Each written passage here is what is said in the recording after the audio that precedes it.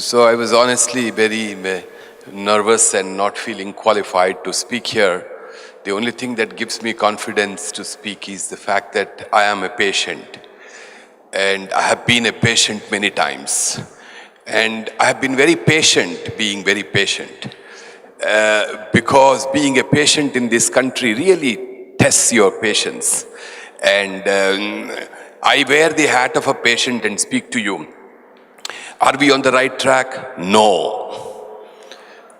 Do we feel any innovation that is touching me? Maybe in the PPTs of the big hospitals and technology companies, but not in the unsafe wheels of my wheelchair or not in the unsterilized syringe that I am afraid will be poked into me. I do not feel safe in any hospital, including the most sophisticated and the most expensive. And my heart goes out more, of course, for the part of the world in which there is no hospital at all. And if there is any hospital, there is nothing like healthcare. If there is any healthcare, it's far from being safe. And it's far from being even humanly touching or respectful. The thing that worries me most as a human resource professional, people have talked about ecosystem. Obviously, everybody presents and sees a thing from their own perspective. For me, you can create the best of technology, you can have the best of innovations, obviously they all contribute to human smartness, so it improves productivity, you will spend less and you will probably do better. I'm sure there are parameters in organized commercial hospitals which look at profitability, investment on capital and issues like that. But what really matters is the habits of the people and the attitudes of the people.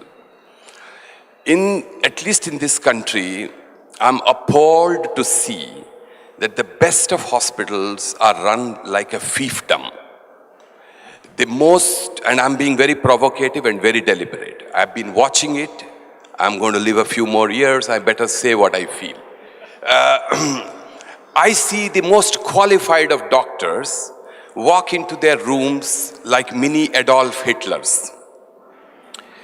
You must see the medical students shivering in their pants to see this great MD. If you go to any medical college, it's the horrible zamindari. Students are made to carry, postgraduate students of medicine in our country are made to carry vegetables for their guides for fear of failing. We are talking of safety. A doctor who has such arrogance that he thinks that he is doing a favor to the patient, where would he concern himself with safety? A hospital which is monopolizing and taking advantage of the absolutely scarce healthcare available in this country in a highly skewed demand-supply situation, what would it deal with the customer? With what right? Have you ever been a neighbor or a relative and go to a biggest hospital for a man who is dying or has a heart attack or is sick? You will be treated like dirt. You would be kept outside. You will never be explained what is happening inside. You will never be told some improvement has happened. If you start paying a little more into some of these more steel and glass hospitals that have come up, learning from America, the more you pay, the room will look like a hospital, a little bit of a better room. And the person with a little bit of English and smile will come and talk about the hospital. But the heart of that has not changed. The heart of the fact, you take it what we give, take it or leave it, has not changed. Has not changed.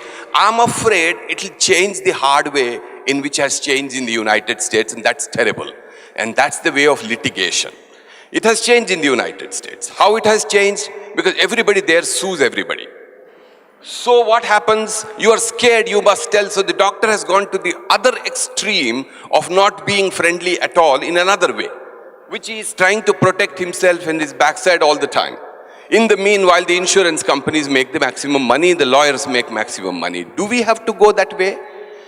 Can conferences like this, with all the intellect that is there, can we create models for patient care that will not take the litigation way of the United States and not take the callous, absolutely irresponsible way of this country, but find a midway where culture, habits, training, and entrepreneurial enlightenment will find a new way of responsible patient safety and patient care. I think that's where the answer lies.